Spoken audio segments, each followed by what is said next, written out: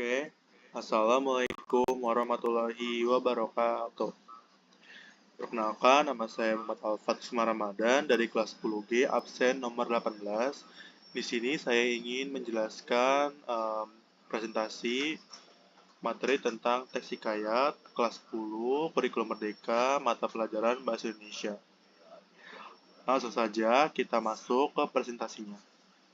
Oke, sebelum mulai, tadi nama saya sudah diperkenalkan, yaitu nama saya Muhammad Alfat, kelas 10G, absen 18. Di sini yang pertama yaitu materi yang ingin saya bahas. Yang pertama itu mengenal hikayat, yang kedua ciri-ciri hikayat, yang ketiga penggunaan bahasa, yang keempat macam-macam hikayat, yang kelima macam hikayat berdasarkan asal, yang keenam unsur intrinsik, yang ketujuh nilai dalam hikayat, yang kedelapan perbedaan amalat dengan nilai, yang kesembilan contoh hikayat, dan yang terakhir atau yang ke-10 yaitu kesimpulan. Nah, yang pertama itu kita mengenal hikayat. Jadi, istilah hikayat berasal dari bahasa Arab yaitu haka yang berarti kisah atau cerita. Hikayat itu merupakan salah satu bagian dari karya sastra prosa Melayu klasik. Hikayat muncul di zaman peralihan dari Hindu ke Islam. Dalam sastra Melayu lama, hikayat itu diartikan sebagai cerita rekaan berbentuk prosa panjang berbahasa Melayu yang menceritakan tentang kehebatan dan kepahlawanan orang ternama dengan segala kesaktian, keanehan, dan kearoma yang mereka miliki. Orang ternama tersebut biasanya raja, putra-putri raja, orang-orang suci, dan sebagainya. Sastra Melayu klasik adalah jenis sastra yang tumbuh dan berkembang pada masa masyarakat Melayu tradisional. Berikutnya ada ciri-ciri hikayat. Yang pertama itu anonim, yaitu pengarangnya tidak dikenal. Yang kedua, istana sentris, yaitu menceritakan tokoh yang berkaitan dengan kehidupan istana atau kerajaan. Yang ketiga itu bersifat statis, di mana tetap tidak banyak perubahan. Yang keempat itu bersifat komunal, yaitu menjadi milik masyarakat. Yang kelima, menggunakan bahasa klise, menggunakan bahasa yang diulang-ulang. Yang keenam, bersifat tradisional, yaitu meneruskan budaya tradisi, kebiasaan yang dianggap baik.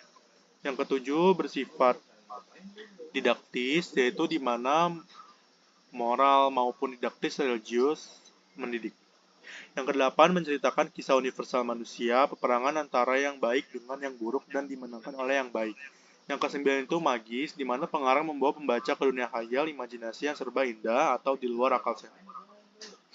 Nah, di sini ada penggunaan bahasa, yaitu penggunaan bahasa dalam karya sastra Melayu klasik atau KSMK. Biasanya itu dihiasi kata-kata seperti Alkisab, Adalab, Syabdan, Bakta, dan kata-kata pembuka lainnya. Struktur teks KSMK itu atau karya sastra Melayu klasik terdiri dari atas 3 bagian loh. Yang itu, yang pertama, bagian pendahuluan berisi pengantar. Yang kedua, bagian isi berisi pokok cerita. Yang ketiga, berisi pemecahan masalah. Di sini ada macam-macam hikayat. Macam-macam hikayat itu terdiri dari 6. Yang pertama itu ada cerita rakyat, yang kedua epik India, yang ketiga cerita dari Jawa, yang keempat cerita-cerita Islam, yang kelima sejarah dan biografi, yang keenam cerita berbingkat. Nah, di sini ada macam hikayat berdasar asal. Ada Melayu, Hindu, dan Jawa. Nah, di sini tuh yang pertama Melayu asli, ini tuh macam hikayat itu seperti hikayat Hang Tua atau dia nih bercampur unsur Islam. Yang kedua, hikayat si miskin, dia juga bercampur unsur Islam. Yang ketiga, hikayat Indra Bangsawan. Yang keempat, hikayat Malim Demak. Yang kedua itu macam hikayat berasal dari Hindu, di mana macamnya itu ada hikayat Sri Rama dari cerita Ramayana. Yang kedua itu hikayat perang Pandawa dari cerita Mahabharata. Yang ketiga itu hikayat Sang Boma dari cerita Mahabharata juga. Dan yang terakhir hikayat Bayan Budiman. Nah, yang ketiga ini macam hikayat berasal asal Jawa. Nah, itu ada hikayat Panji Semirang, hikayat Cekel Weneng Pati, hikayat Indra Jaya dari cerita Angling Dharma. Di sini ada unsur intrinsiknya. Yang pertama itu ada tema, unsur intrinsik hikayat, amanat, tokoh dan penokohan, alur dan pengaluran, latar dan pelataran, dan yang terakhir sudut pandang. Nah, di sini tuh nilai dalam hikayat. Jadi hikayat itu mengandung nilai-nilai kehidupan dan pesan moral. Nilai tersebut tuh disampaikan dalam bentuk nasihat yang bertujuan meningkatkan moralitas, perilaku, kebahasa dalam masyarakat, dan keagamaan. Nilai-nilai yang terkandung pada karya sastra tersebut itu sekilas nampak mirip dengan amanat, tapi keduanya memiliki perbedaan loh. Nah, langsung saja kita bahas di next slide ya. Nah, di sini tuh perbedaan amanat dengan nilai. Nah, kalau amanat itu tuh pesan yang akan disampaikan pengarang lewat karyanya. Kalau nilai-nilai itu tuntunan perilaku atau hidup seseorang. Oleh karena itu, nilai-nilai biasanya nampak pada karakter tokoh cerita tersebut. Nah, ada berbagai nilai-nilai yang terkandung dalam karya sastra. Di antaranya itu yang pertama nilai agama. Nilai agama itu berkaitan dengan kaidah agama yang berlaku di masyarakat setempat saat itu. Yang kedua nilai moral berkaitan dengan etika sopan santun yang berlaku di masyarakat. Yang ketiga nilai budaya berkaitan dengan sosial budaya masyarakat Melayu klasik.